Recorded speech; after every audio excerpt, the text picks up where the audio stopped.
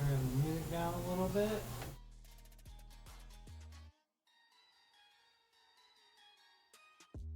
I still want it to be a little bit present, but not too present. Do that. Alright. Hello everyone, welcome to Wheeler's Minis and another rendition of Mini Paint and Chill. I am Wheeler, your host for the next couple hours of painting miniatures.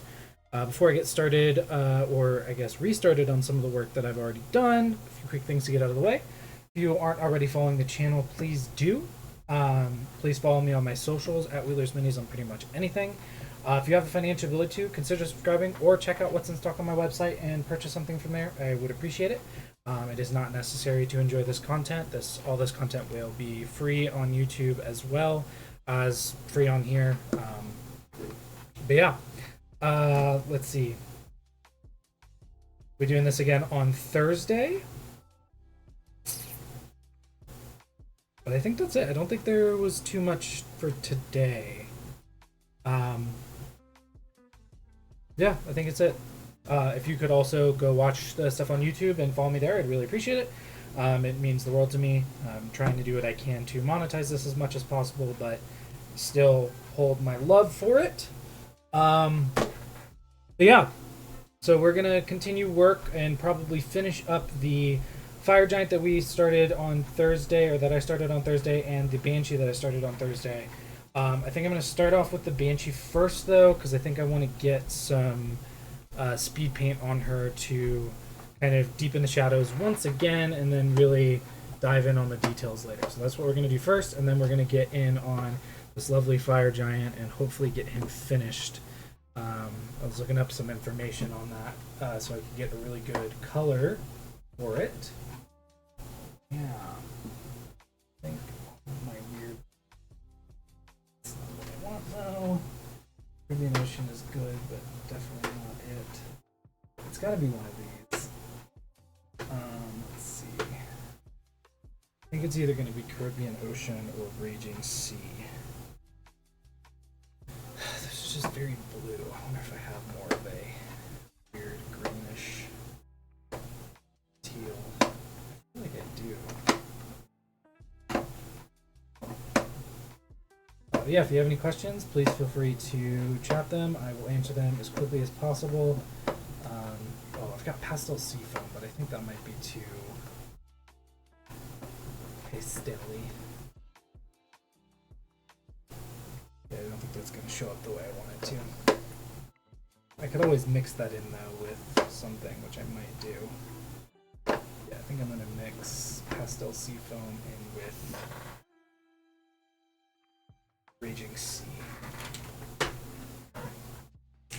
Yeah, let me know if you have any questions. The VODs for last week's episodes, Tuesday is already up on YouTube, and then Thursdays will be up tomorrow at noon. And I would appreciate it if you checked it out.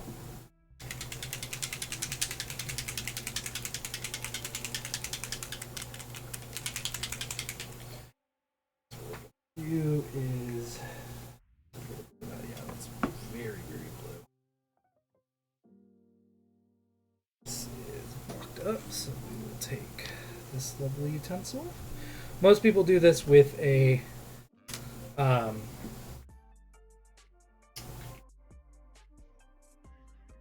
paperclip, but I have a leftover airbrush needle that I'm using for it. And this is what I'll do for this. That's a good starting. She's gonna come back up. I might add actually a little more fresh stuff.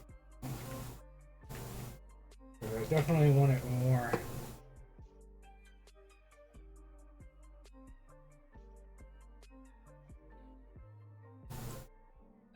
I want it just a little dark, but not crazy dark like that.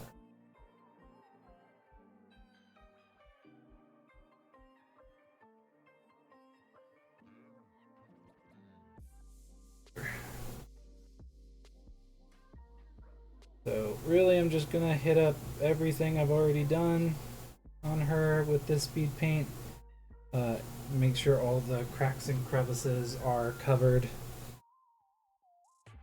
to the best of my ability, and then work her back up from this tone with that teal that we were using before, the Aqua Alchemy and Aqua Amulet or whatever it was.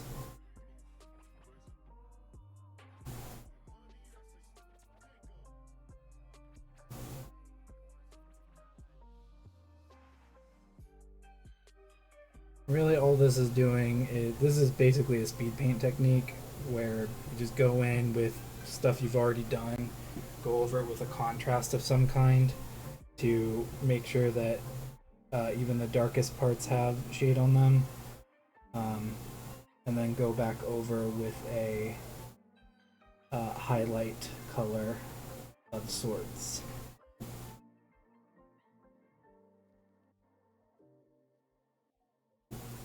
Hopefully what this should do is give me a nice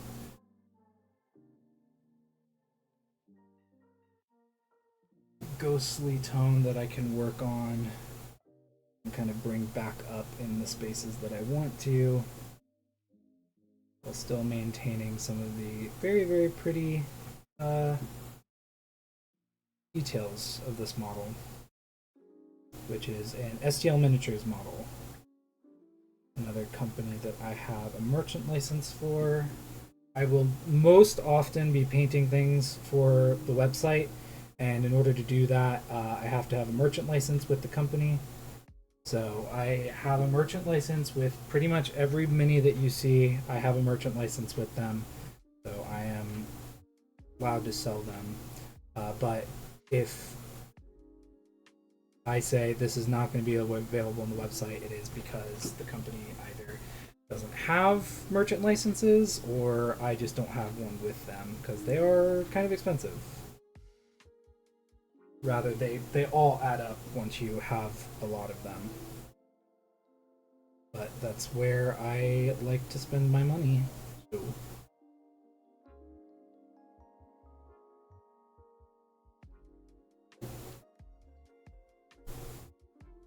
Yeah, like I said, just going over this currently with that speed paint mix is just really getting the color where I want it to be. I might need to make more of it. Nowhere near close to being done with this.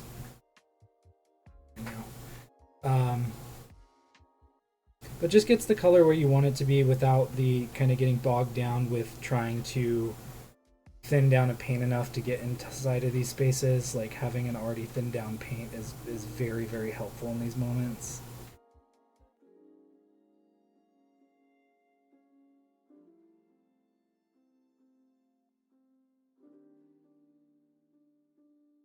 It really just helps build the color.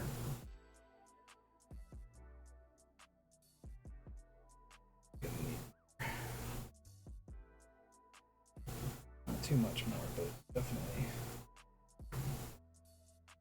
What we'll do is the same thing with this, and hit it with some more pastel seafoam. So it's that desired color.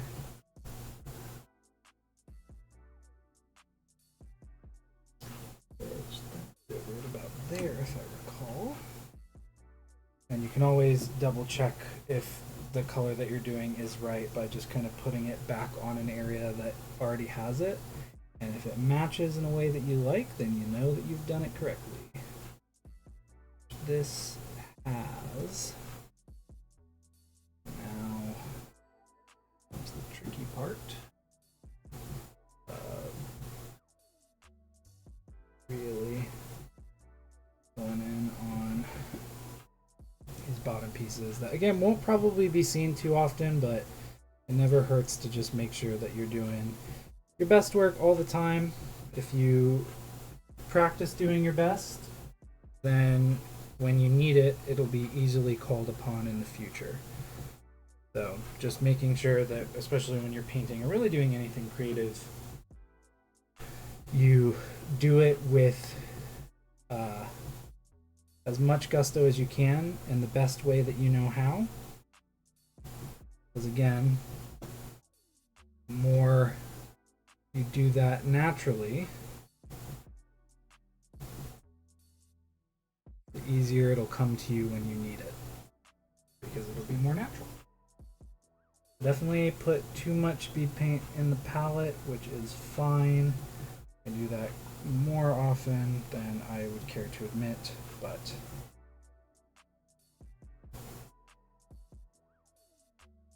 it happens from time to time.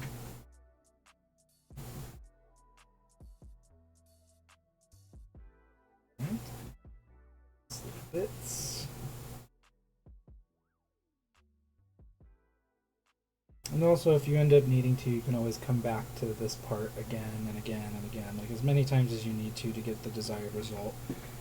But she is pretty good as is. She's giving very Haunted Mansion vibes right now, so yeah. Alright, so that is where we will leave her for a moment. And now we will move on to our lovely Fire Giant, who I did gunmetal mixed with some black for the metal bits. So I'm going to get some gunmetal on it, some black on it, and then we'll work on his skin in a little bit, but I did want to get some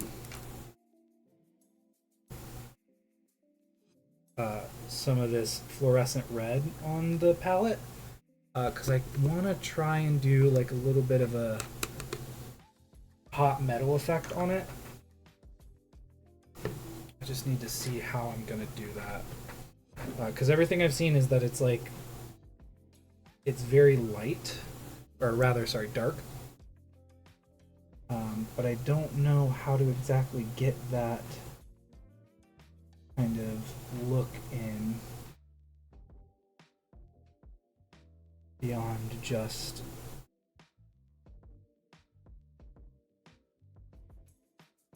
painting some of these in spaces where the metal is thinnest with that kind of blackish red, which I think is just what I'm going to end up doing.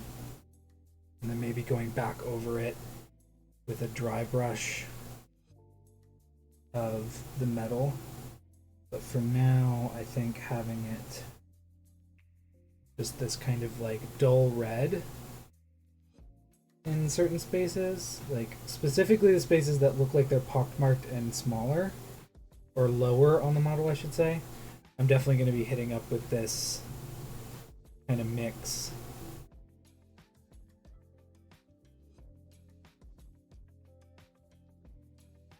And then hitting up other spaces. Because I like the color of the metal as it is right now. It's like kind of perfect for what I was looking for. So I don't want to mess that up too much. I am gonna, like I said on Thursday, I'm gonna come back over and dry brush just a little bit to really help, you know, bring back some of that shine, so to speak. But getting these spaces just kind of a little darker red, and then maybe hitting them up with like the faintest bit of that fluorescent red to really give that kind of glow effect is really what I'm looking for here. Because for metal that is hot, very hard to tell that it's metal because it just becomes so vibrantly orange or red or what have you. But for metal that's only slightly warm, it's a little bit easier to see. That's kind of what I'm going for.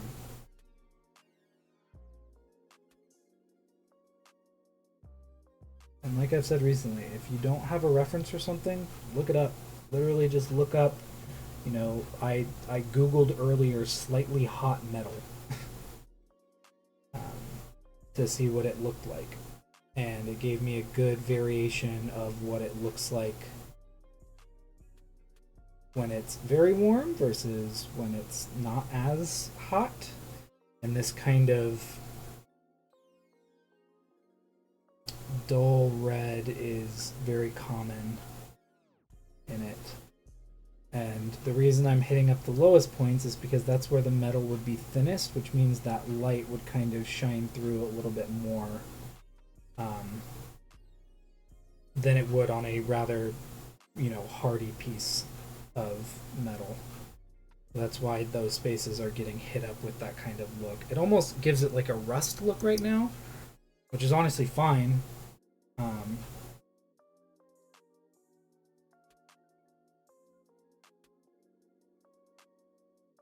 But we're gonna go through and hit a bunch of these spots first, because once that's kind of done, there isn't really going to be much to do on this guy besides just kind of get the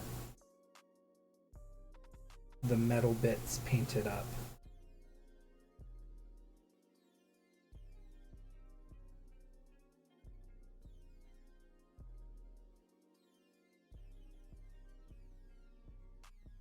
Because he's mostly metal.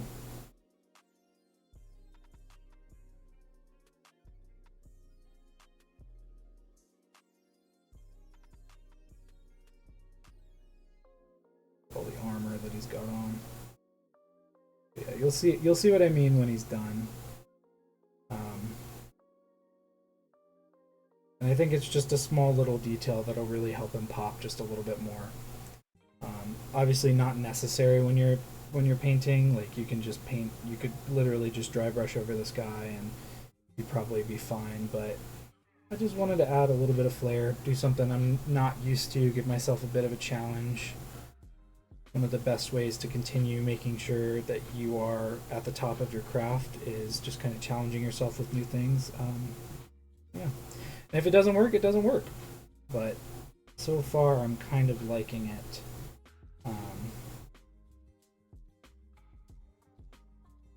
Plus, this is a guy that's, constantly in heat. Like, literal heat.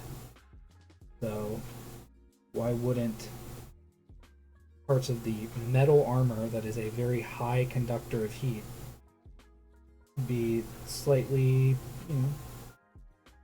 slightly heated?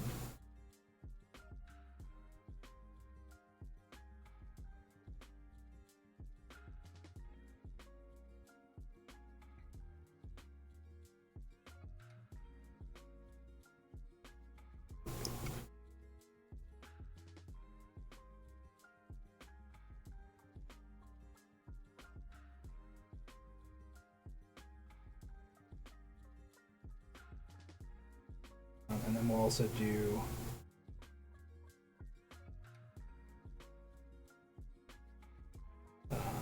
on the axe, because I did say that I wanted to do it on the axe. Doing it on the armor on the body was just an extra bonus. And then also doing it kind of like on the edge here, because again, the thinner the metal, the more likely it is to heat up easier. So having it on this edge where in a normal situation, like, you want sharpness is attributed to how thin the metal can get. So the thinner the metal, the sharper the blade. So giving it that kind of look, and then maybe just hitting up like the very edge of it with a metal is gonna hopefully give it the effect that I want it to. But just kind of at the moment hitting it up with this is a good start.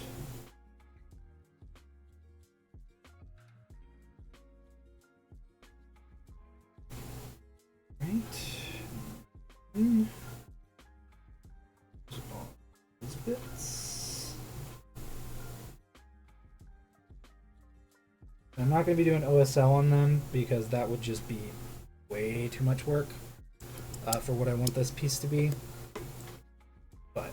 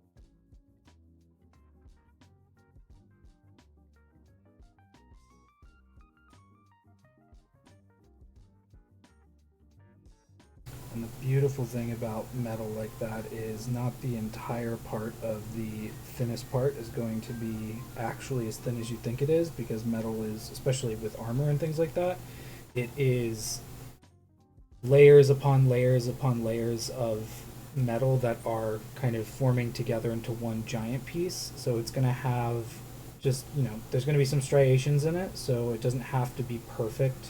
It can look a little wonky and warped, and that actually fits perfectly into the vibe of, hey, this metal is, it's heating, it sure is, it's warm, but it is not um, warm all over the place.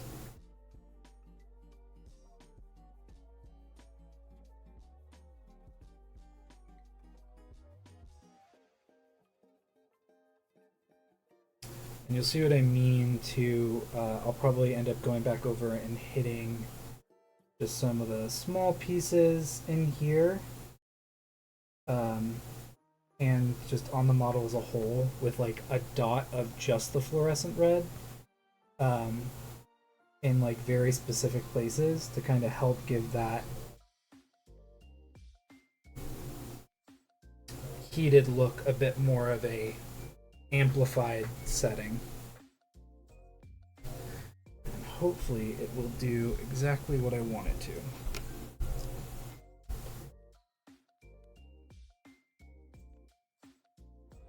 Yeah, just challenging yourself and putting yourself in situations to give yourself a challenge is a great way to make sure that you're continuing to do the work that you want to do in regards to stuff like this.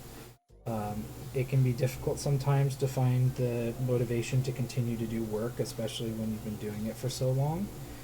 But giving yourself a challenge and then looking at it and like actually just being proud of the fact that you were able to do something you had never done before is really, really important, and making sure that you stay motivated in doing these fun things. I've been mini painting for quite some time now, and I'm still, I'm learning. I'm nowhere near the best at my craft. I don't know if I'll ever be in the zone to paint Warhammer and do like Golden Demon stuff, but for now, what I'm doing is something that I'm proud of. Especially recently, I've been very proud of the work that I've been doing, and I think that that's really all you need to do. Be proud of the work that you're doing, because it's good work. If you're, what I said earlier is still very much true. If you're coming at things like this with, the mentality of I'm going to give it my best, then you probably will be doing your best. And that goes into a whole conversation of manifesting and things like that. But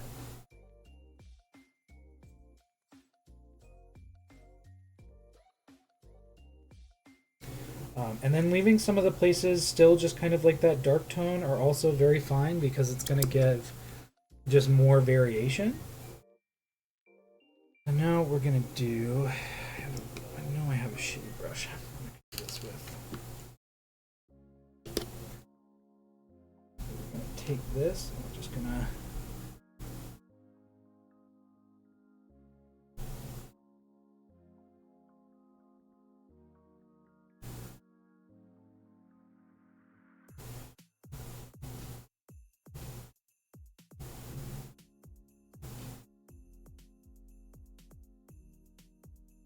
kind of stipple in to help get just kind of a weird grain and variation on it.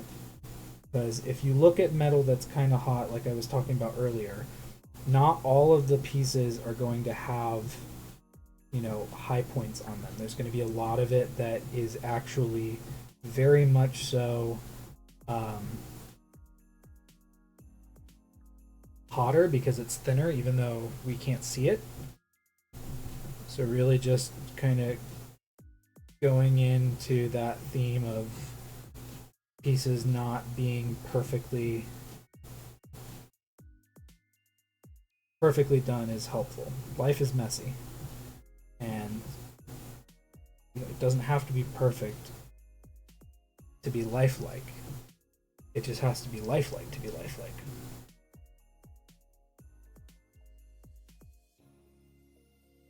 So again, really just hammering, unintended, hammering home that kind of idea with the stippling, and then again, kind of going back over some of this and just making sure that it's hit up with the right color is really important.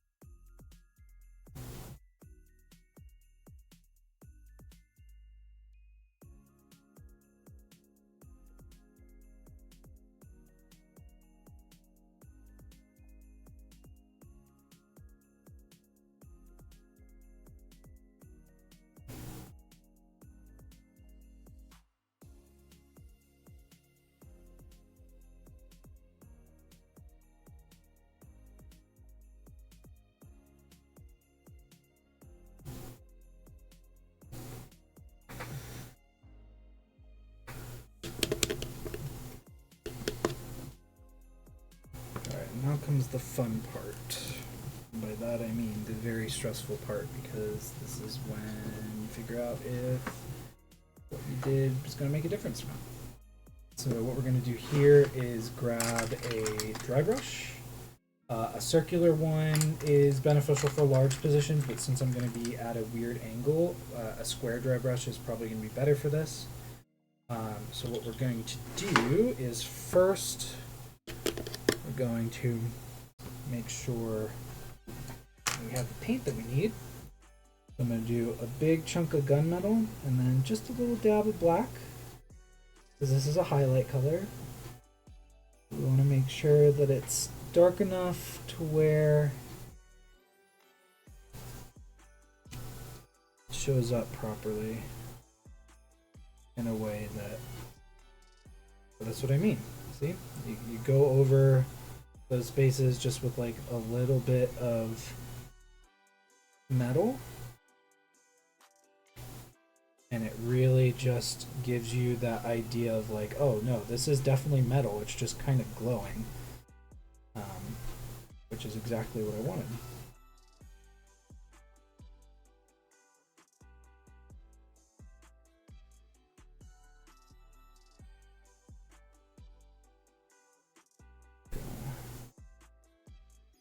Go over that just a little bit.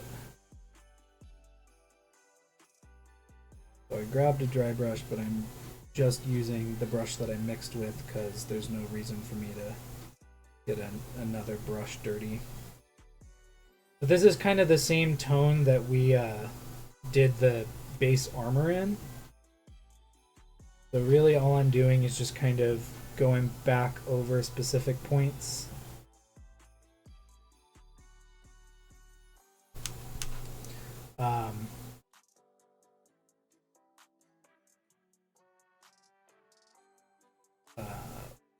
Specifically, like I said, those pieces that were a little red, and kind of just the whole bit. And then what we're going to do is we will go back through and do a highlight in just the gunmetal.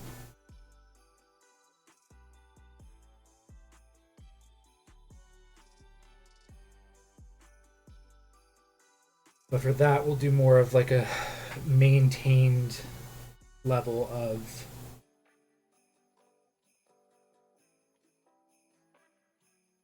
dry brushing, so that way we're not getting anything that doesn't need to be. But yeah, it just kind of looks like it's glowing a little bit, which is, again, just exactly what I wanted it to be.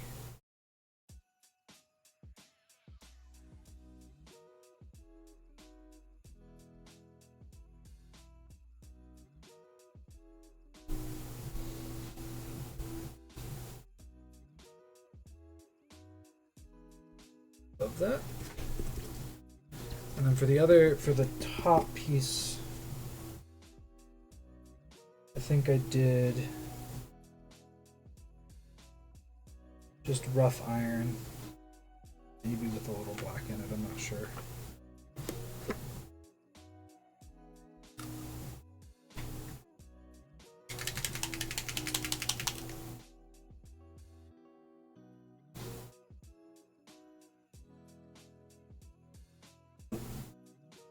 Kind of same idea. Just a little bit of that. Pretty much get it completely off the brush. Fine. And just going back over that space.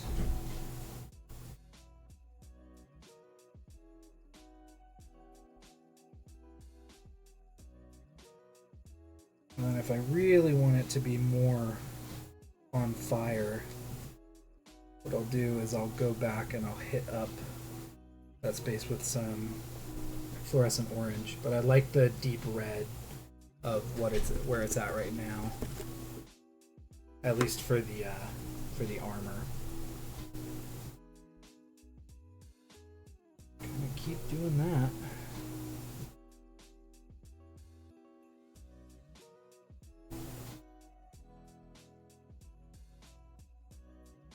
Dry brushing is great for metal because brushed metal is such a gorgeous look. Yeah, we got him. Alright, and then for the leathers, for the pants, I'm pretty sure I did a mix of black and resplendent. And then for the leather straps and bits, I think I did a mix of black and brigandine.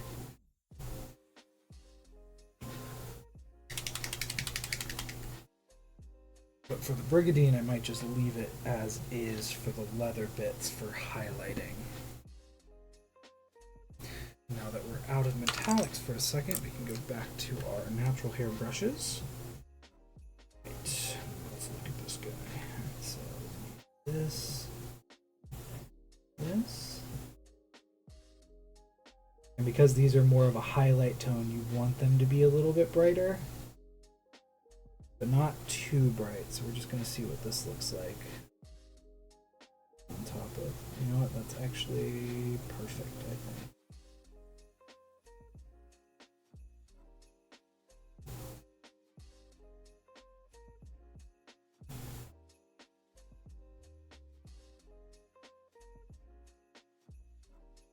Right now I'm just kind of hitting up the top points of the leather leg bits with this, and it's going to kind of create a natural look to it.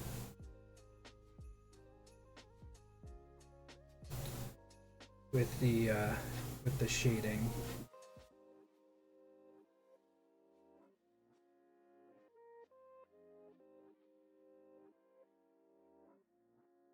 And I'm gonna kind of do the same thing. The brigandine's a little bit different. Leather works. I mean, the light works on leather pretty much the same way. But in order to really make it pop and shine, I'm gonna edge highlight that to really give more of a defined look to it. But for this, I said just make sure that spaces that are kind of hitting the light are going to be a little bit brighter, and then the spaces that aren't will just maintain that color.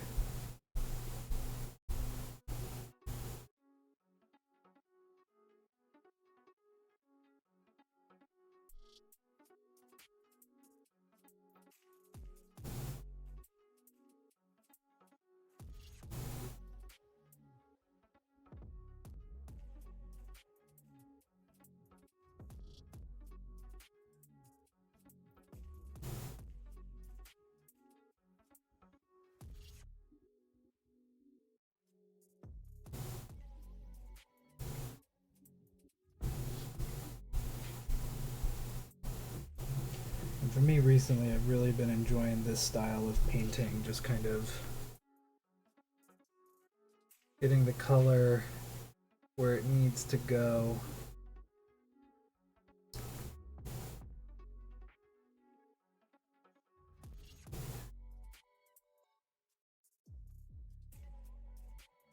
Making it look good. But you'll see what I mean with the brigadine when we get to that point with the edge highlighting, because leather kind of lends itself to that.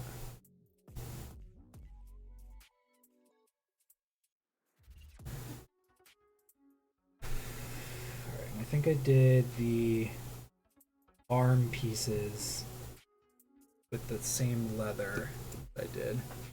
So, more red, a little bit more black. Get that nice kind of burgundy-ish color.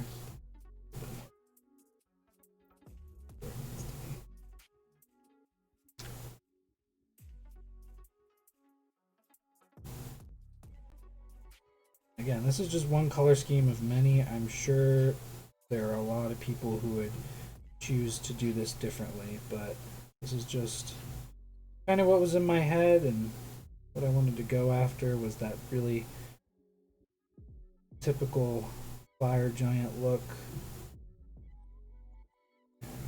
Kind of reds and blacks and things like that very much lend themselves to being painted on a fire giant, so.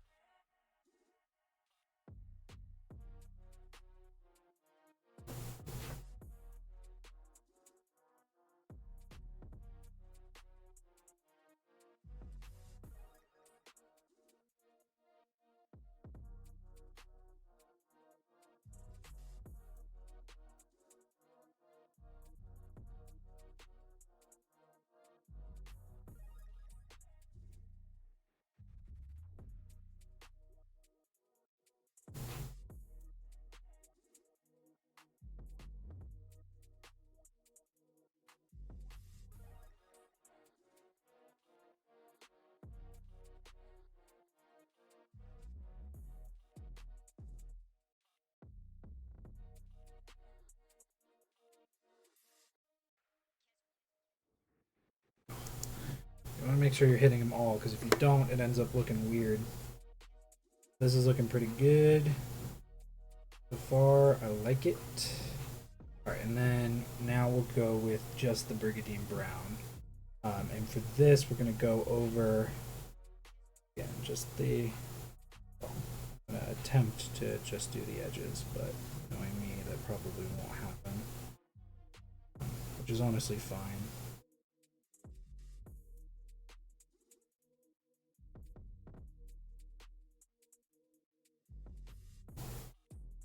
Yeah, just go over the edges, do your leather. And what you can do is just kind of add little scratches and stuff in. Leather rarely is perfect, especially if it's being worn by something like this that probably moves around a lot. So just kind of adding odd angle bits and pieces on it can really help bring it to life.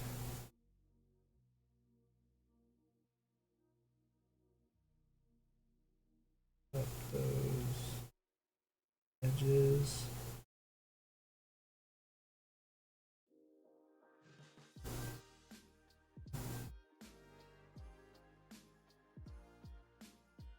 And again, just kind of add in little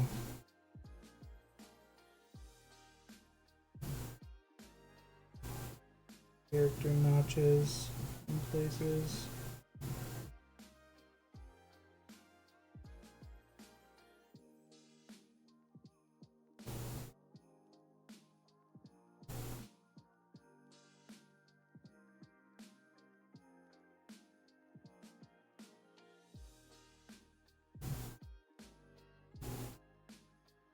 Really, the one and only time the hair splitting at the end of your brush is actually warranted and wanted is when you're doing something like this, because it helps kind of bring that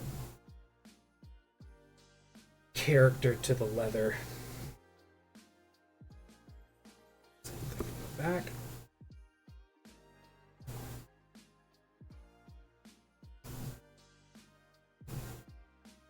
And this is when you can really start to dial in and make sure that if you accidentally hit anything with like the metal while you were dry brushing, go back over it with the leather, really just fill it in. The same thing, just every once in a while, just doing little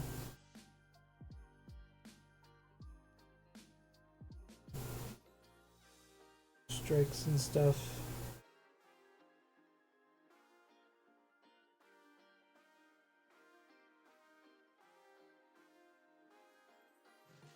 Really helps bring something like this to life in such a beautiful way.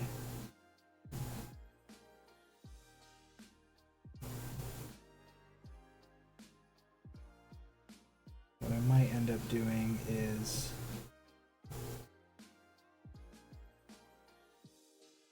kind of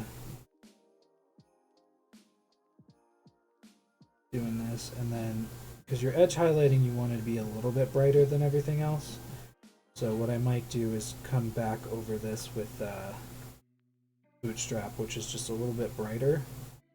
That way it kind of gives it a nice edge highlight. But the same thing for here, just kind of going over the top with it, and then making sure I get back and hit the parts.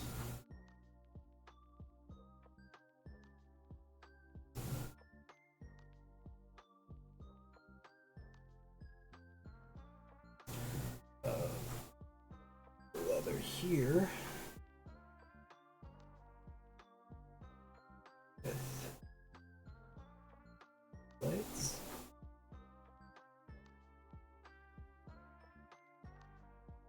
Make sure that it's consistent across the board.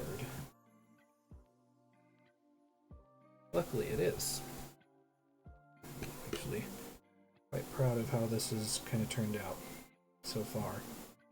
So got a little bit to do, but it's definitely looking pretty cool. Alright, so we'll go Brigadine Brown next.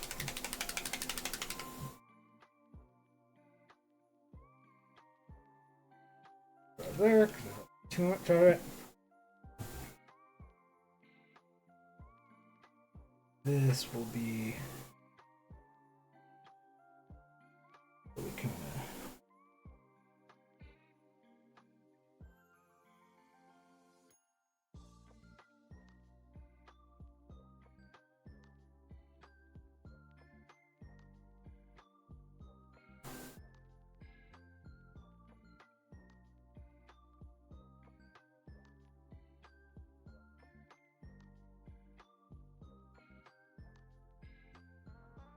honestly, if you want to, if you're ever doing something like this, especially with a creature like this, like a giant, specifically a fire giant, you can mix in some red with the brown, and it might actually help kind of add a sense of cohesion to the model.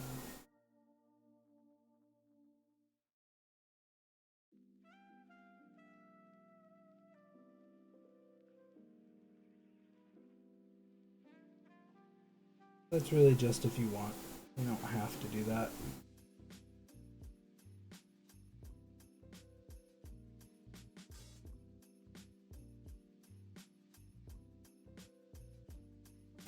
And if you want to add even more character, you can kind of go back through that stuff and just add a few more little scratches in a different color.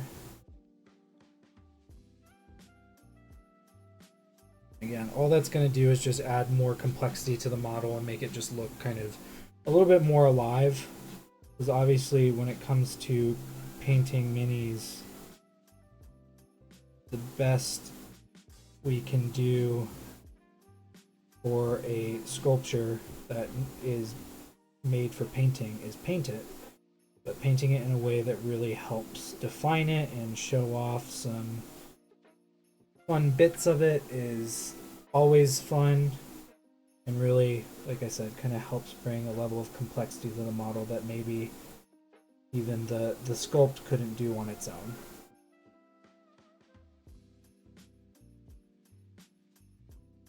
Adding just some texture in there is always nice, and we talked about last time was really, you know, people spend, you know, days, weeks sometimes on these models to make them for people like me who are going to paint them, so why not do everything in your power to paint it to the best of your ability and really put your own hard work in with these other very talented individuals who are making these.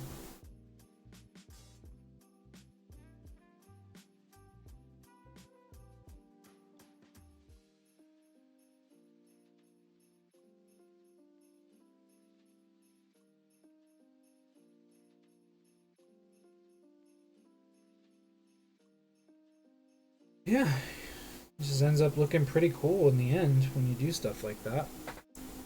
And so mixed in black in that.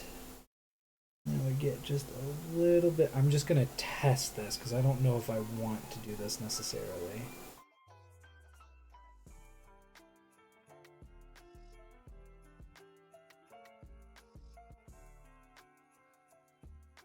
Crazy. Highest points.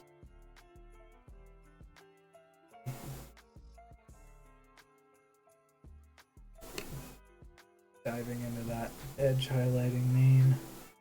But no, I'm just getting some more of that kind of reddish tone with the black and hitting up just kind of like the highest points of some of these bits on the pants and such. Just really kind of help bring that highlight out, like let them know, yes, this is definitely red leather, not just some very dark leather. So just doing that again. Really, sometimes it's the small things that make the biggest difference.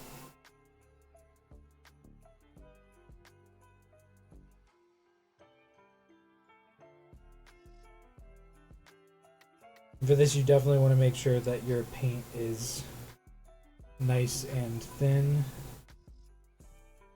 not sticking and flowing very well, because if it isn't flowing well, it will mess up all the hard work you did.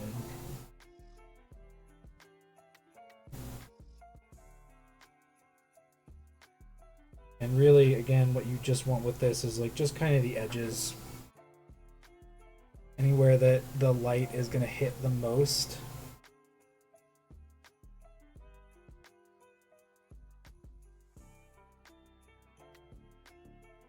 Ideally, you want to use a smaller brush. I'm being a bad painter at the moment, painting with a bit of a larger brush, but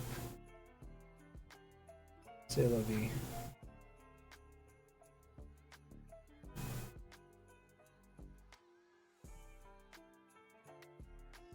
But again, this will also, you have to think about how someone's going to look at a model. This will also help train the eye when they're looking at the model, kind of be on the lookout for the reds, which will just help the rest of the model pop. And you know, that work I did earlier on the metal will just help out with that too. All right, so that's that. So for the rough iron, we're gonna grab some evil chrome. Find it. Yep. Grab some evil chrome. This is going to be that like super duper highlight. It's very thick right now because it's probably not mixed very well. But we're going to, again, just kind of mix in a little bit of Evil Chrome and Rough Iron together. And what we should get is a bit of a shinier thing. And this we're just going to very lightly over the top, not super heavy, just kind of hit it in the spaces where it is brightest. So for this model, it's going to be places like up top.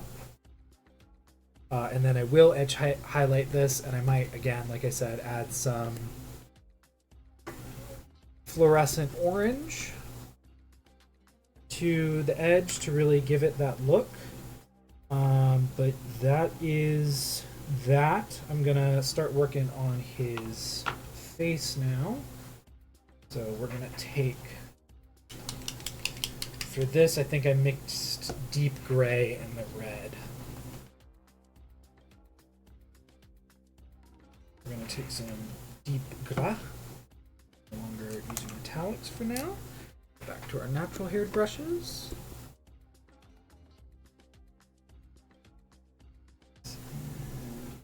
Red with a little bit of gray. A bit more gray. Now, going to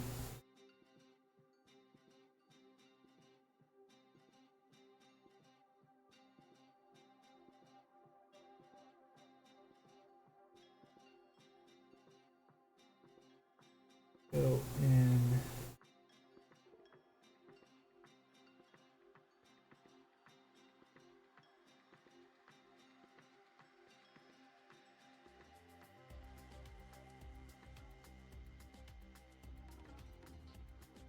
and just kind of get the top parts of the skin. And for this, because again, this is a fire giant, and you know, ash is a very big skin tone in their world, having a bit of a variation in the gray on the face is actually not a bad thing. You want kind of those deep set ridges and things like that, because it lends itself to looking like, you know, falling ash from a volcano or something of the sort. So, you know, being just a little bit dirty with it is not a bad thing. Making sure that you are hitting up all the spaces that need to be hit up, leaving empty the others. I like that skin tone. And then what we're gonna do is we're going to just, that's not gonna brighten it up. Just gonna see if I can get a little bit of white and just lighten it ever so slightly. And then detail certain aspects.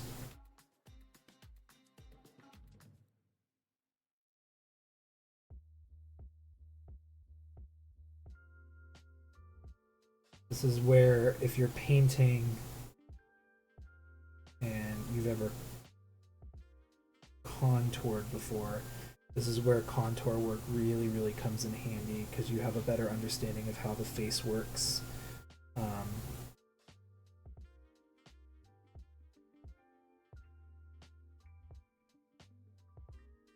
But this light skin tone is really just going to be in the spaces that are going to be most kind of touched by natural light.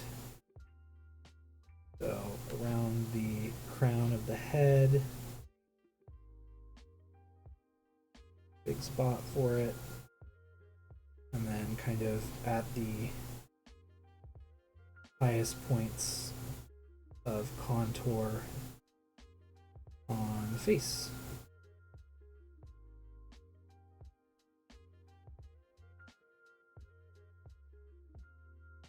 Yeah.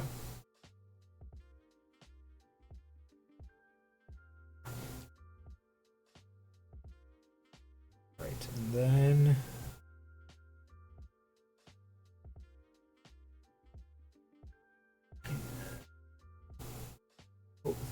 his eyes are because they are go in.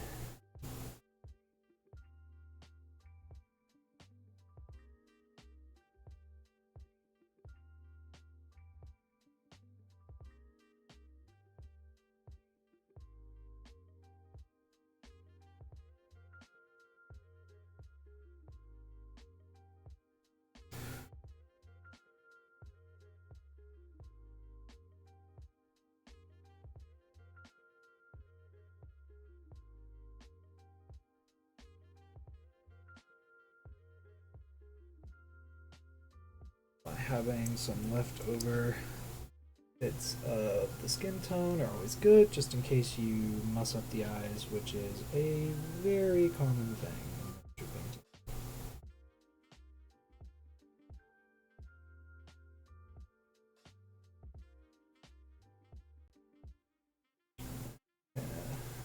That we can just get some gray on the underside.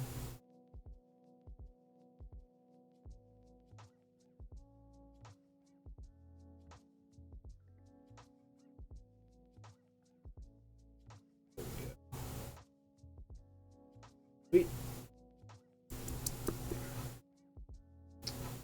So they kind of naturally have eyes that are just very obviously like fire. So that's what we're gonna go for them.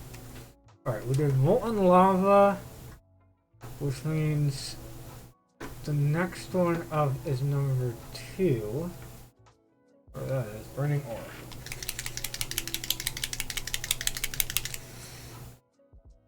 So, probably a little, not even probably. That just is too much. So, we started out with molten lava on the hair.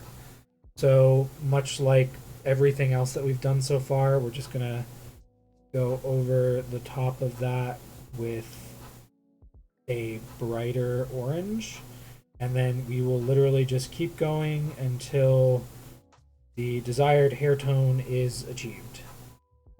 I will even go so far as to, if I don't get it, grabbing my fluorescent orange and doing that. It really depends on what you want it to look like. The biggest thing. And luckily, this is a very detailed model. Means that we get to have very specific aspects of, like, not that there are, I mean, there are definitely models that aren't as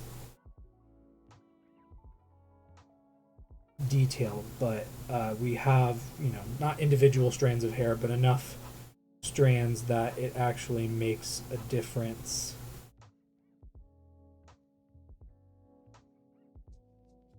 When paint goes on them.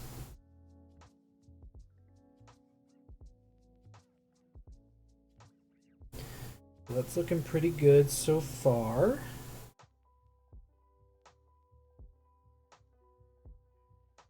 Just gonna kind of keep up with that, and then we're gonna get into the metal bits and the wood. I'm gonna do like a kind of already burnt wood kind of look. So you'll see what I mean when I get there. But yeah. Just a second to ease up real quick. Make sure that it's done. Always forget something. Back to you. All right, so that's that.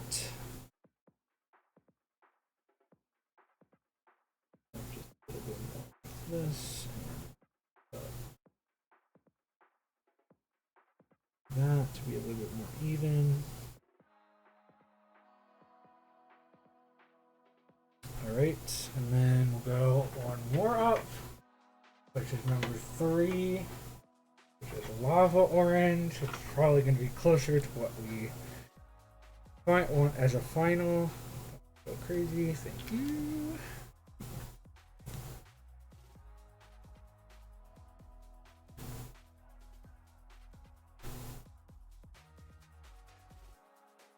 We're just gonna be kind of delicate with this one, but not so much so that it's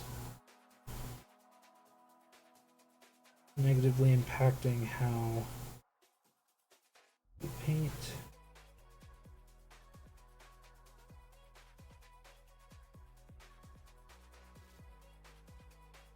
And you just kind of want this to be the edges. You don't want it to be too crazy.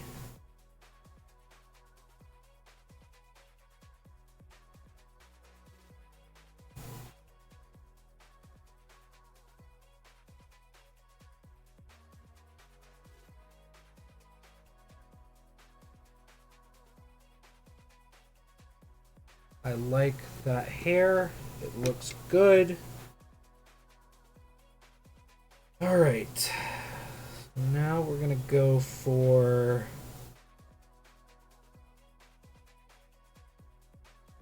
see something.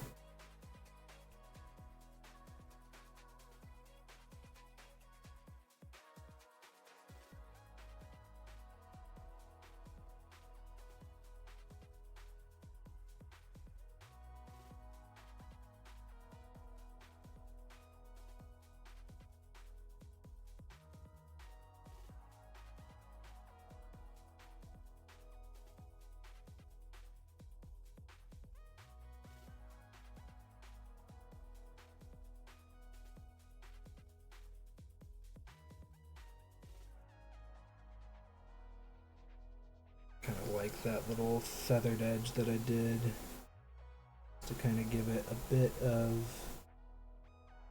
hot look to it. Yeah, that looks cool. And maybe take some of this.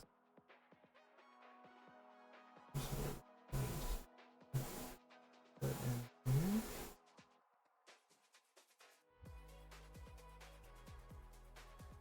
Really just closer to the edge of it, so it gives off the vibe that I'm looking for. Yeah, looks cool.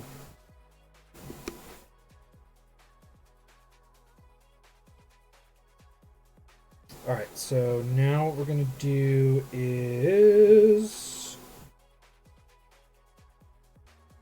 oh, I didn't hit up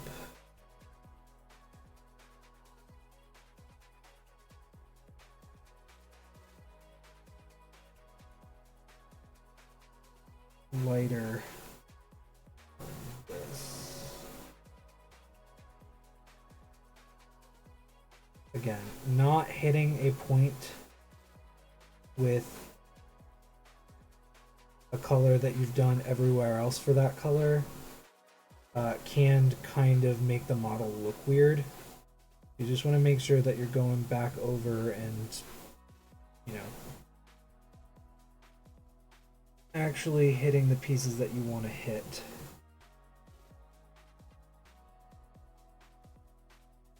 And making sure that everything has kind of color scheme to it that is that color. All right.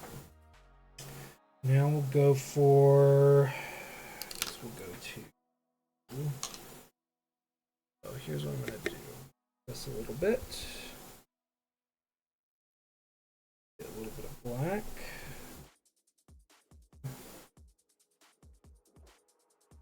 The goal is to make this look like it's wood that is kind of just charred.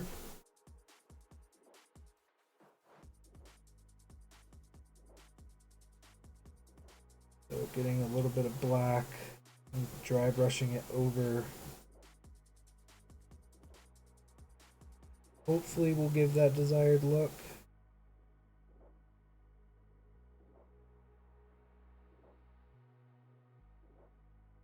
And then hopefully same thing again.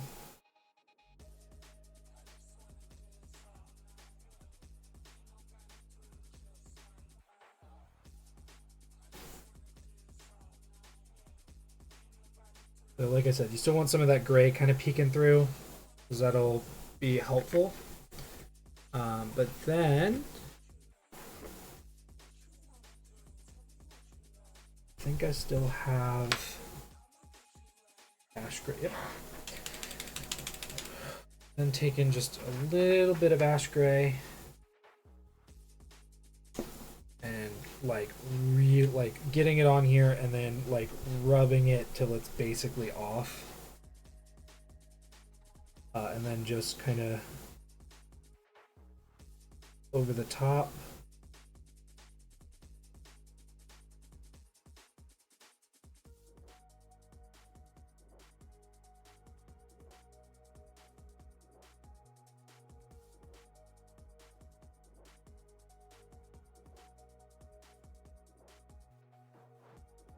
And one of the few things that I'm thankful for. That's not true. Many things I'm thankful for about my family, but one of the things that I am thankful for is how often we went camping, so I have a better understanding of what wood that is burnt looks like. And part of that is very edges.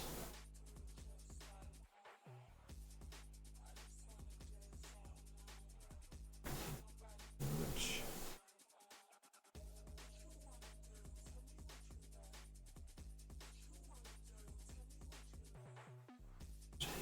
I did this.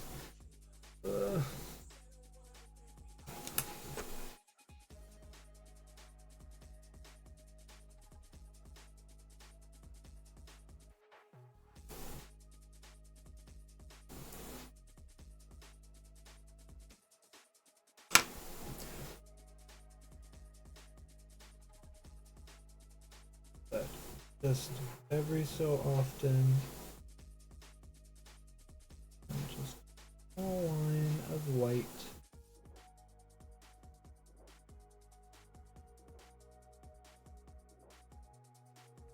Because wood that is burnt to the point of no recognition will have some white, but very edges in certain spots. That's what I'm going for with this. Hopefully it shows off the way I want it to.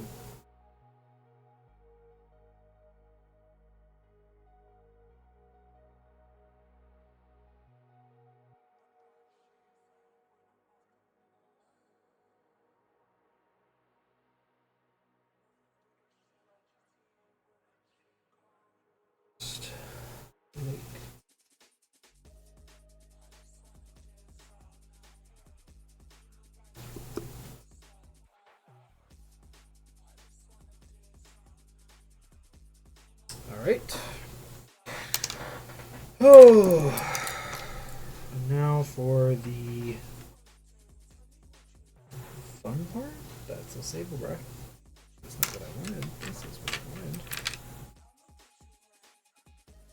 Now we just take regular gunmetal and just kind of start to hit up the high points on the metal.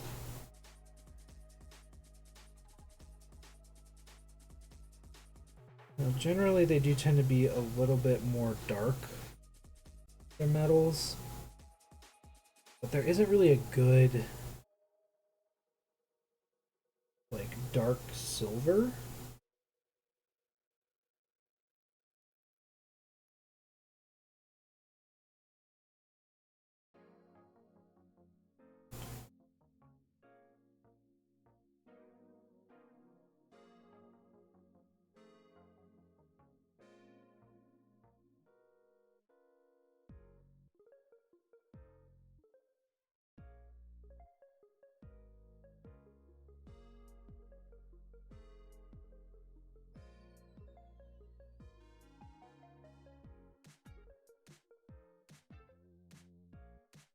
gunmetal's the best I've got for that, and that's why I'm doing this. And this again is just kind of edge highlighting, making sure that there are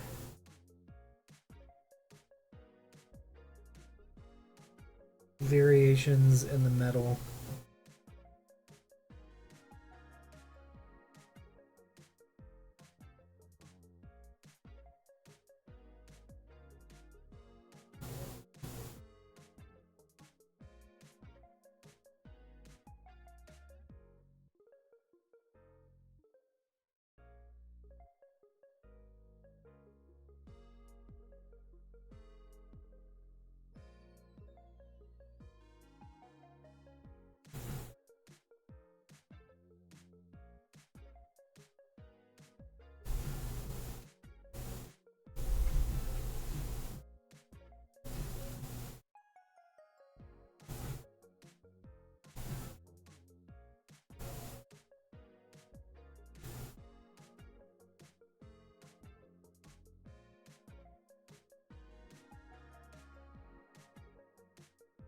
Just to help kind of show off certain parts. And just like before, you just want to make sure it's not going in places not supposed to.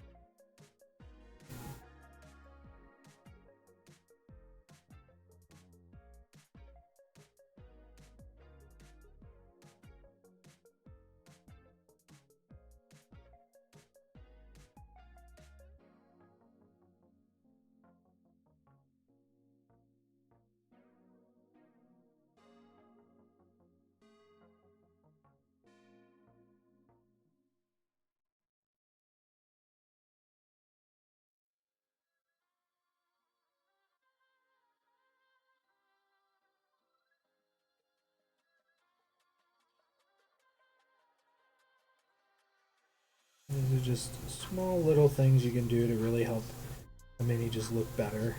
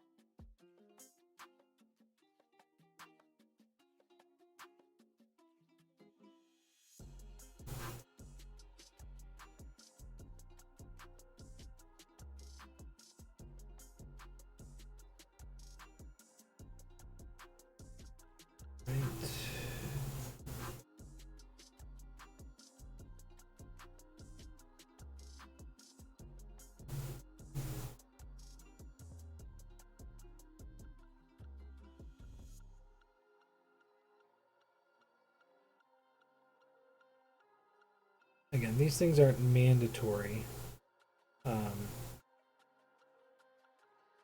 They just kind of help a model pop a little bit more. And if that's something you're interested in, it's an easy way to just kind of come over it and make sure that it's got that specific pop that you're looking for.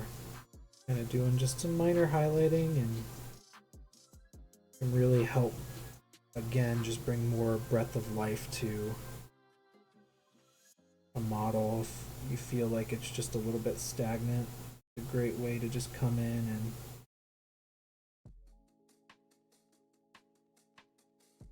add some stuff to it.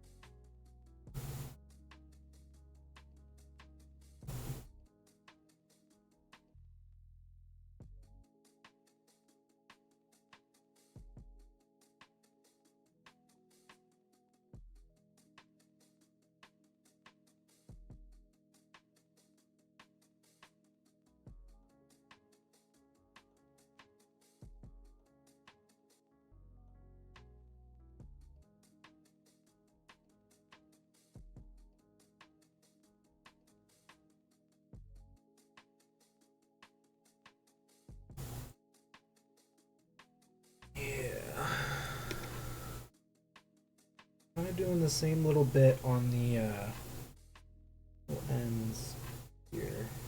A little bit, not too much, but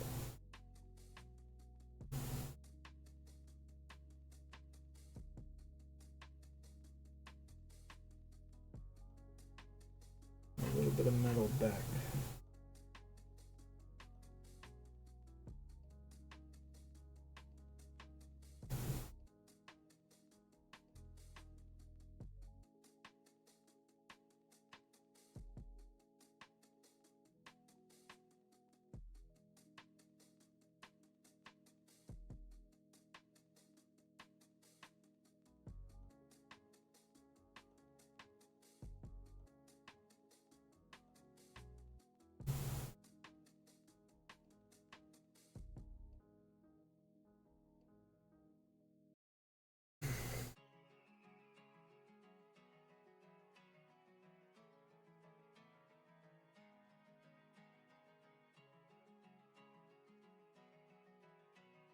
Again, variations in metal are always good because metal very rarely is the same consistency across all ways, especially when it's being worn often. So just having just like a little bit of not too heavy hand on there, and you know, maybe going in and hitting up certain things just on the edge where they're probably going to be the most exposed to the elements is very helpful and can really make things shine through.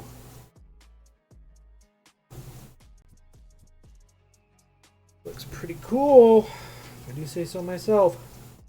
Alright, and now we're just going to do a little bit of light work with plate metal, which is a little bit brighter. A little bit of that. And really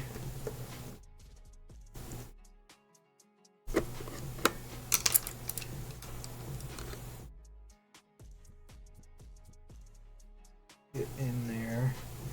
And this specifically is going to be for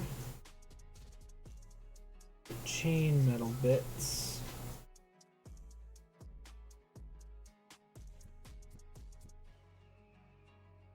So that they have a bit more of a pop to them as well. And hitting them with a different metallic than the rest is going to help with that. Especially lighter, because chain links are tinier metal. You're probably going to have more of a shine to them than you would with a thicker piece of metal.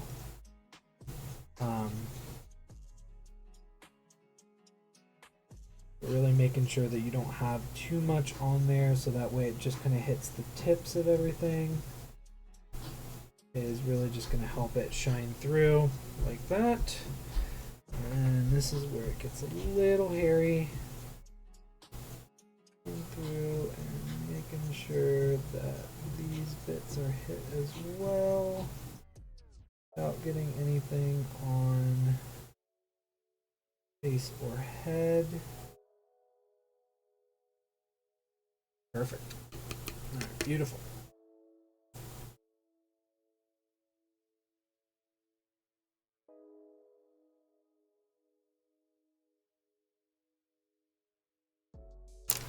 Try something real quick. I like this red, but I think it's more suited for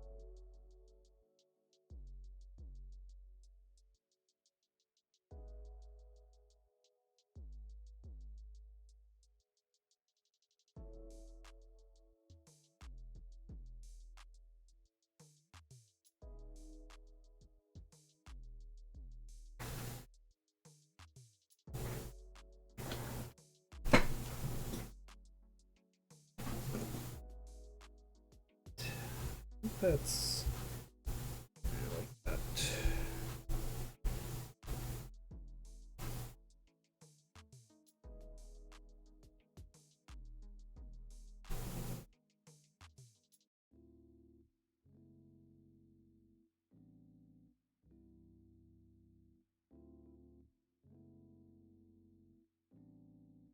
A bit of a reddish orange.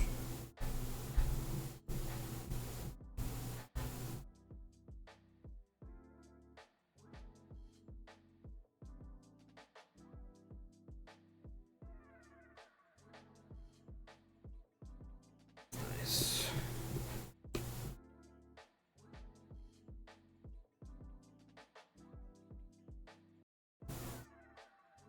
Alright, and then I just gotta figure out what I'm gonna do with the back plate piece.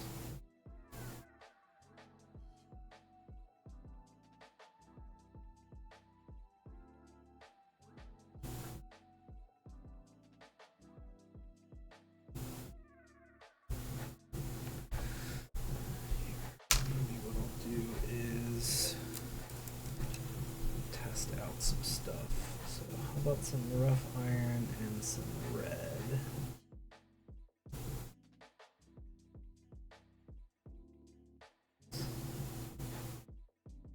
That just looks like the hot metal.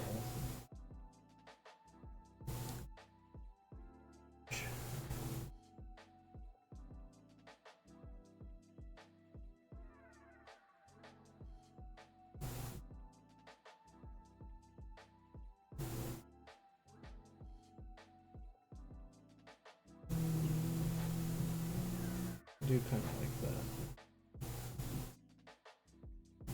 So on the crust pieces, we'll do this like orange metal. Not exactly on fire or hot metal, but enough of a variation to give off the semblance. Maybe like a metal mixed with some kind of precious mineral that makes it look like it's on fire, but is really just metal. Even at a distance, you can scrutinize that.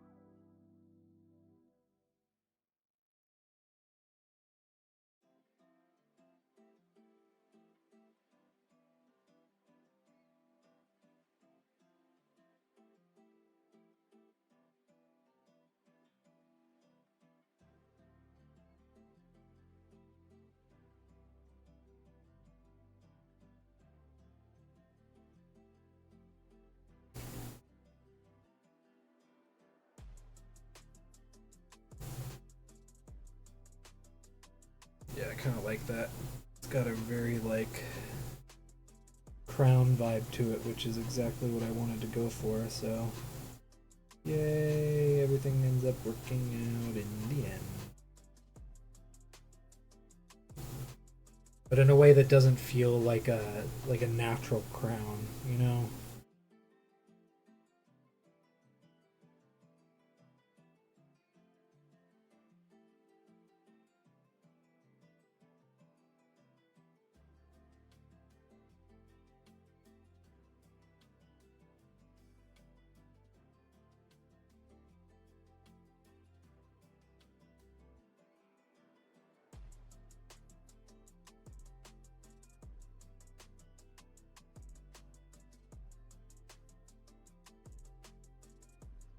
And this is just a mix of rough iron and the lava orange, so still fits the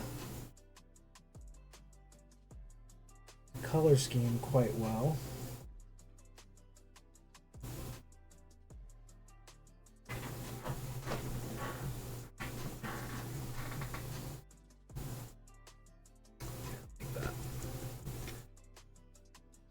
And then maybe the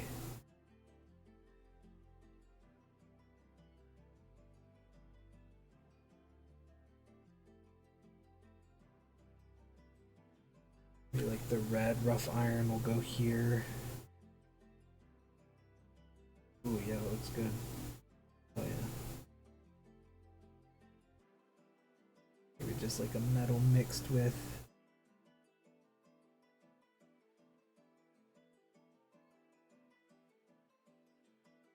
maybe like rubies mixed with metal to get this kind of look. And then adversely, like, I don't know, carnelian or something, a jasper. Get the look of the other one.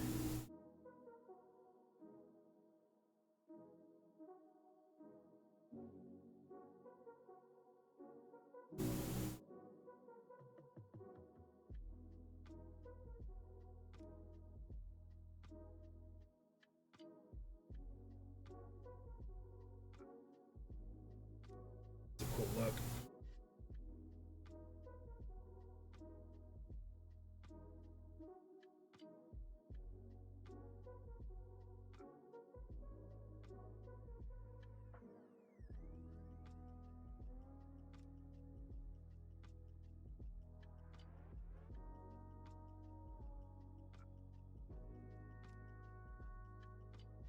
Oh yeah. Like that. I'm gonna test something real quick though. Alright, so we've got the gunmetal here. Let's see if I mix a little bit of red in. Get the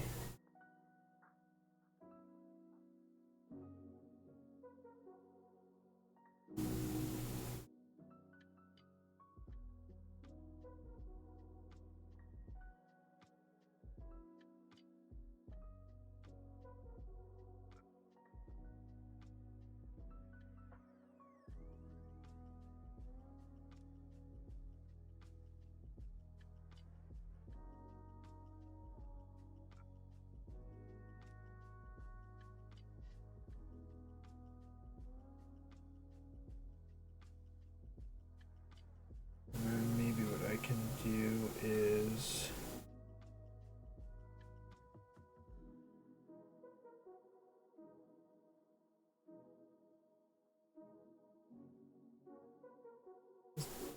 the way that it ended up looking, it just kind of looked rusted. It's not what I want. And what I can do is gunmetal, orange,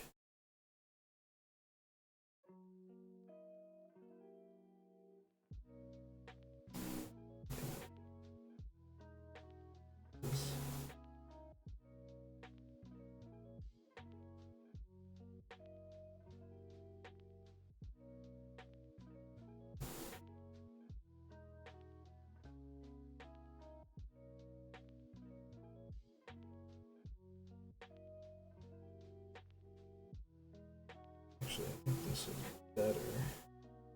And see, this is what happens. Sometimes you just experiment with things and then it ends up working out the way that you want it to in the end.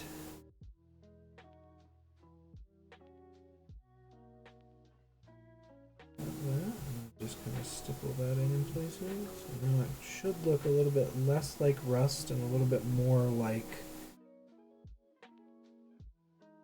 heated metal, which I mean makes sense. I just mixed in the metal with the color, so hopefully that comes through the way I want it to.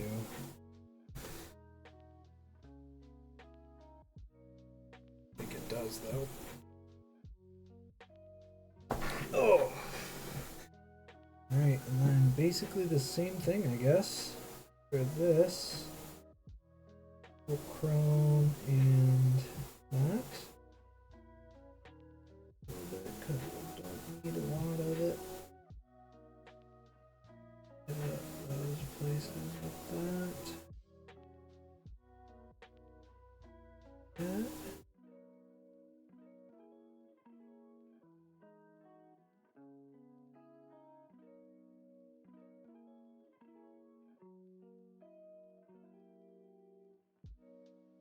this quite a bit of orange. Just kind of dapping that in places. Hitting up the edge with it.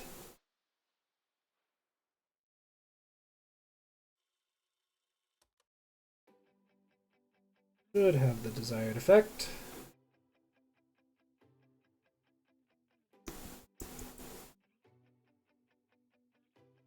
Now we can take some foam.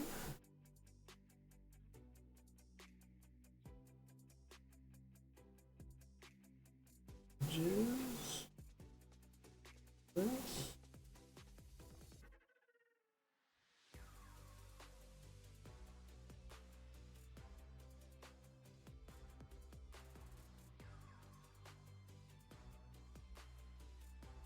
From on top. Hit it up again. Beautiful. He looks pretty good. I'm very happy with how he's turned out. Where are we at? Oh man, we're like right on time to do things in a good way too. Alright, and now what I'm gonna do is just again hit this up just the very edge. Just orange. Really, really deepen that just kind of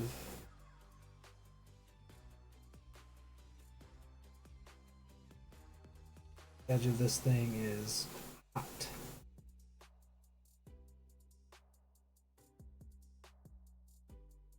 Where that comes across. Line on it.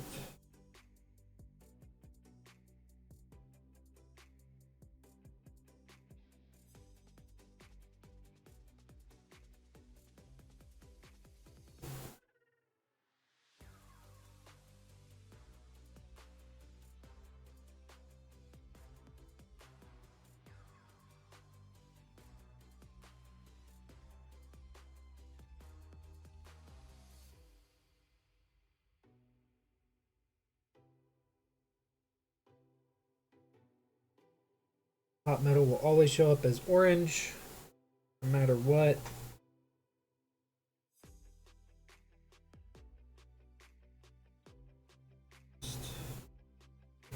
Doesn't just thin out. Move up a little bit with it.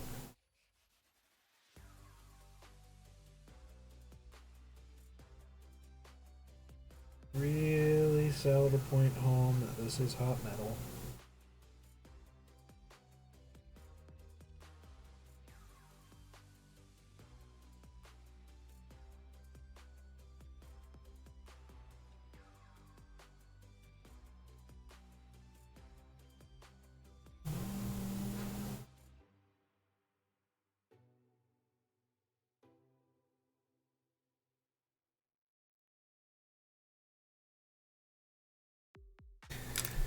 You know what? Screw it. We will do just a little bit of fluorescent. Why not? Live a little.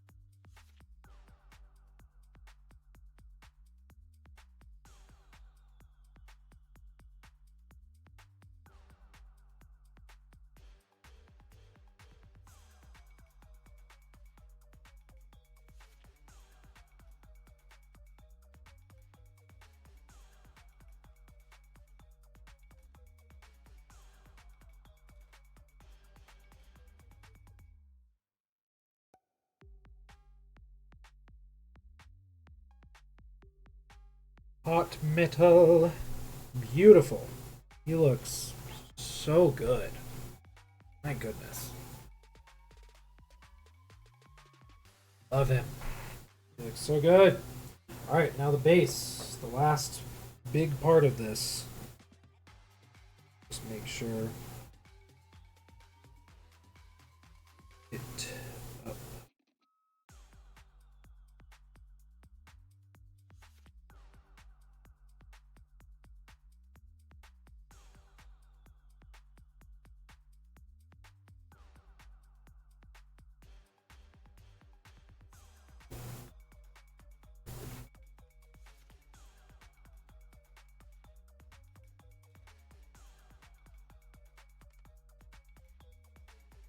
Boom. Alright. Oh, I forgot those. See, this is why you look over your stuff. Alright, so.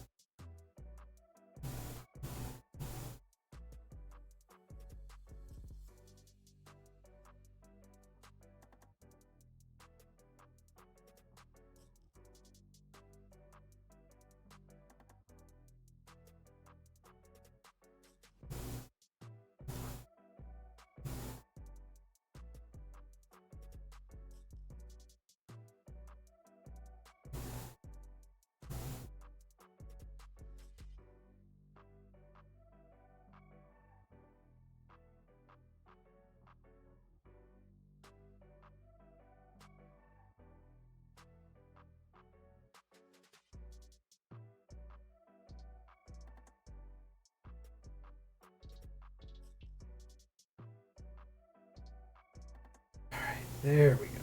Now we're done.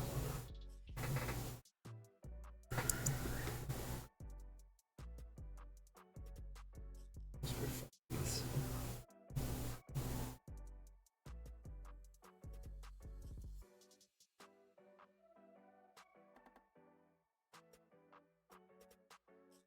The problem with mini painting, you're like, I'm done. And then you're like, no, just kidding, I'm not. But for this, I'm just for funsies, I'm adding some little highlights of color. 'Cause why not, you know?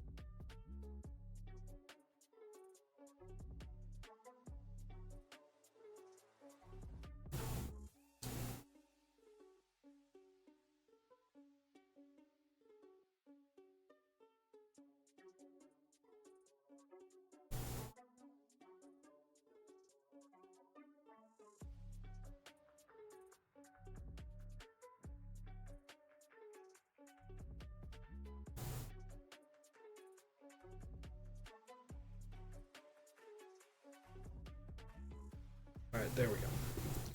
I will be done. I will not go past that. That is it. He's done. Well, except for his eyes. Doing great today, kids. Doing absolutely incredible. I have a fire giant orange. I'm almost 100% positive. Just have to find it. Oh my God, up here. Fire drake. Nope. Nope. Nope. Nope. Nope. Nope. Gold, bright red, dusk red, dark wood, green, purple, skin,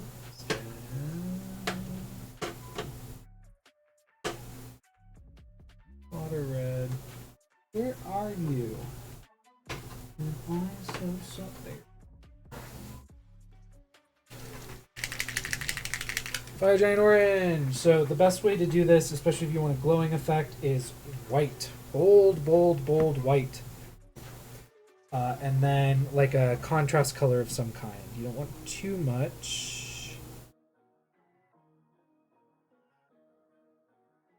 Just enough.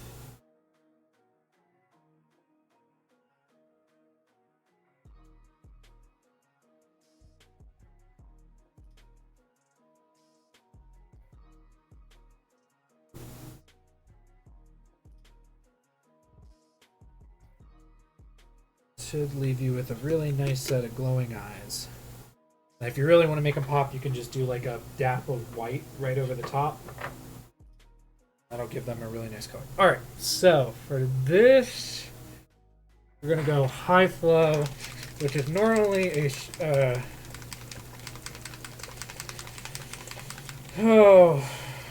normally an airbrush color. But I like using them especially for things like this. So we're gonna get a thick brush. I guess we can just use this one. Just really go ham.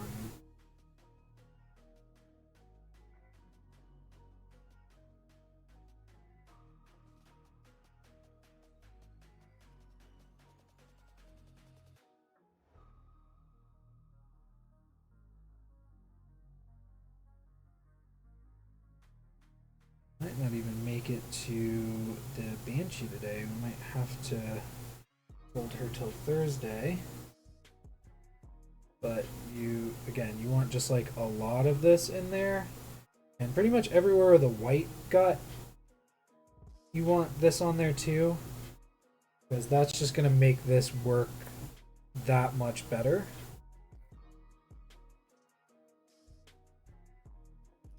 So this is going to be our lava.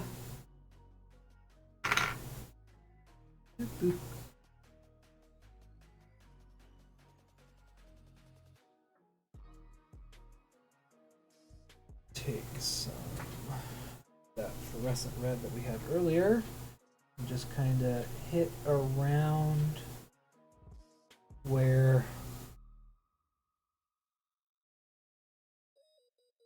the lava is on the outskirts of it.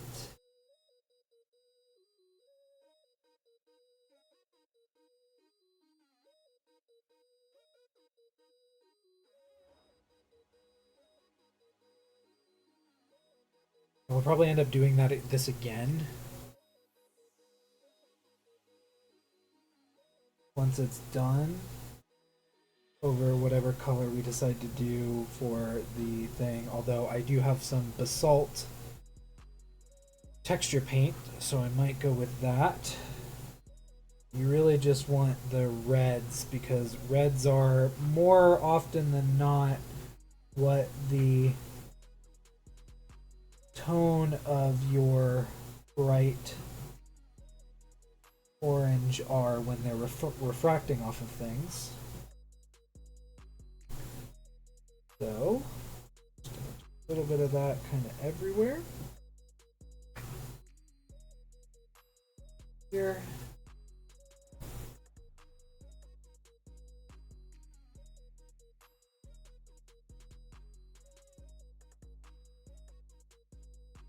that dry, that's about the time that we're gonna get things ready.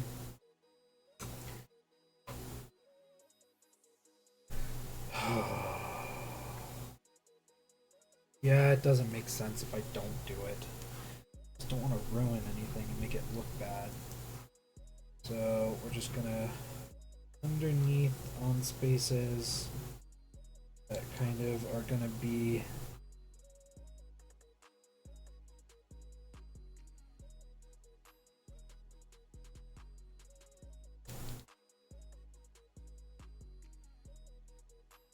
but for this we're going under and highlighting from the bottom up.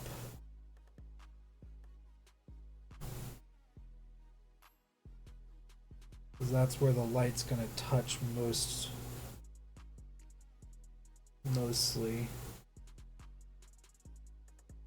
I said I was like, I'm not doing an OSL on this. Again, don't go in with expectations. You'll just have them subverted. But we're going underneath on this because that is where the light's coming from. And we're doing red because, again, like I just said, your the tones of your oranges that are coming up are going to be more of a red because they're the deeper of the two.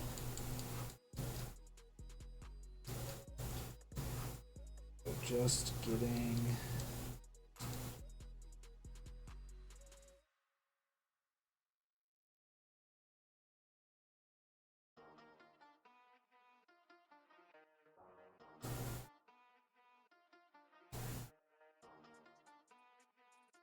really nice undertone for these.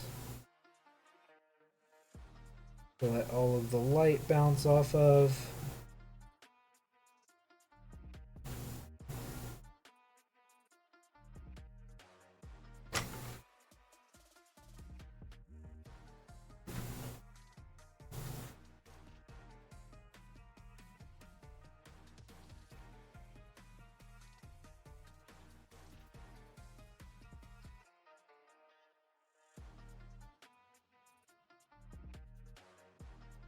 Does it get rid of some of the pretty work I did? Yeah. Is it going to look the better for it? Also, yes.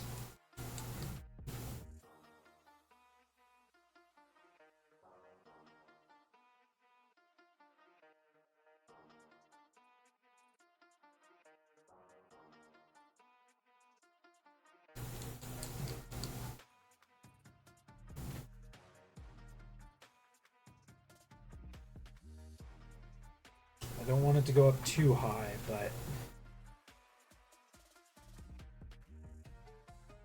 it's like this. You're looking at it. They'll have some red on it. It is just fine. It really is. It'll, like I said, it'll actually look really good once the time comes for it to be on there. Again, the biggest worry is just making sure you don't overdo it. Which is probably what I'm doing right now, but honestly, oh well. He looks really good. He still looks really good.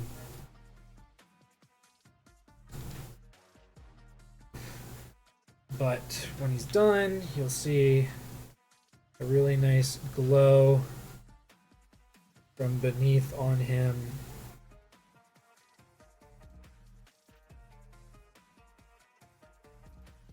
Goes up in spaces that it's supposed to. Stays off spaces it's not.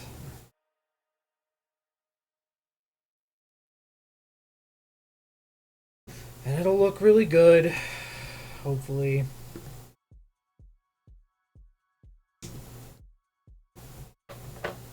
Alright, so I do want to see what this basalt looks like.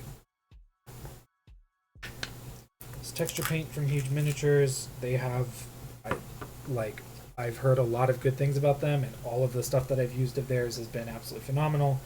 So that's what I'm going with. You want to use a sculpting brush for this, of which I have a few.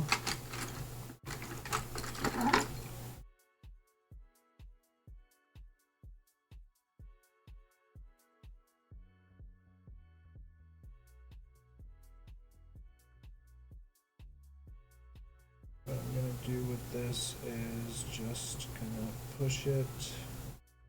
I'll push it real good.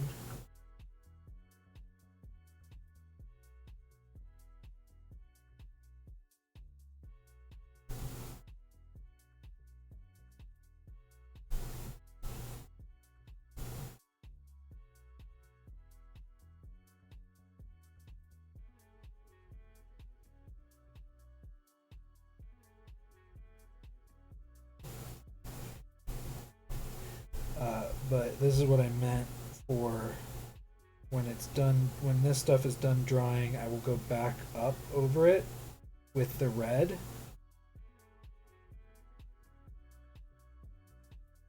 Really help like give that glowing effect. That way it'll match the mini.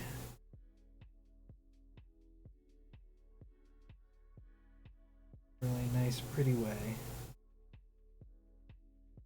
Hopefully.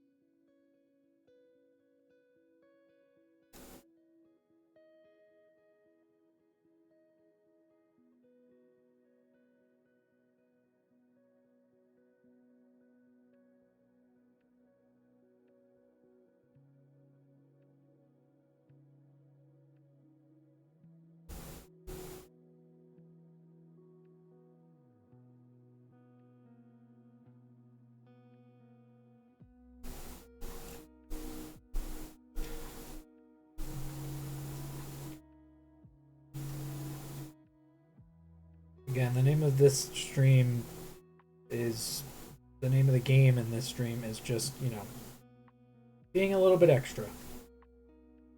Putting a little bit more effort into small things to really just make it look as good as possible.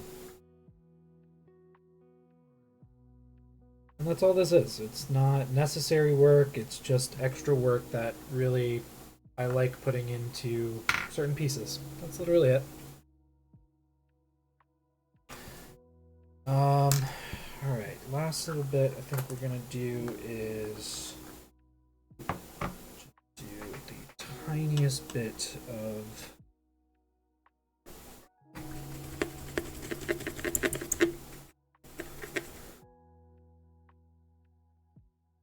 dry brushing and get a little bit of gray, a decent amount of black. We have a really nice deep grayish tone, nearing on black.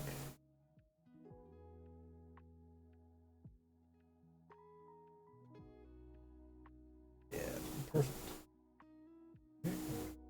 this up. Hopefully not getting any of it on, getting most of this off, and just kind of hitting this up.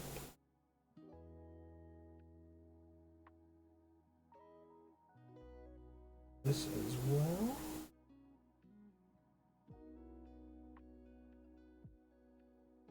But a really nice little bump of color. Make it look like a stone. And we will finish that up later. What I might do as well, coming back to it, is we'll do, once all of this dries, we'll do a little bit of black on the edge to really kind of help pull through that idea that it is still rock that's there, but there's still some glowing aspects to it. Hit it up with some more of the thing, put the mini on the base, and it will be done. So, it's the first time in a while I have taken all of the time to actually paint and model him. Boy howdy, is it fun. I could go probably for another 30 minutes, but unfortunately tonight is one of my free nights and I want to spend it with my wife. So thank you so much for joining. I really appreciate it. I hope that you guys have enjoyed this episode of Mini Paint and Chill. We will be back on Thursday to finish this up and that Banshee up. So excited. This guy has turned into such a fun project. He looks absolutely incredible. I'm super excited and super proud of him. I hope that you guys are enjoying this. If you're watching this on YouTube, thank you so much. I really appreciate it. I gotta put that at the beginning of the video in case you don't watch to the end. But you should watch to the end because you get to see all the cool stuff. But for me, that is gonna do it. Man, I'm super proud of this guy. He looks really, really cool. Super excited to show you once he's all done and up on the thing. Yeah. Thank you so much for joining. I hope you guys have a great rest of your night, and I will see you all on Thursday. Good night. Light off. And darkness. Good night.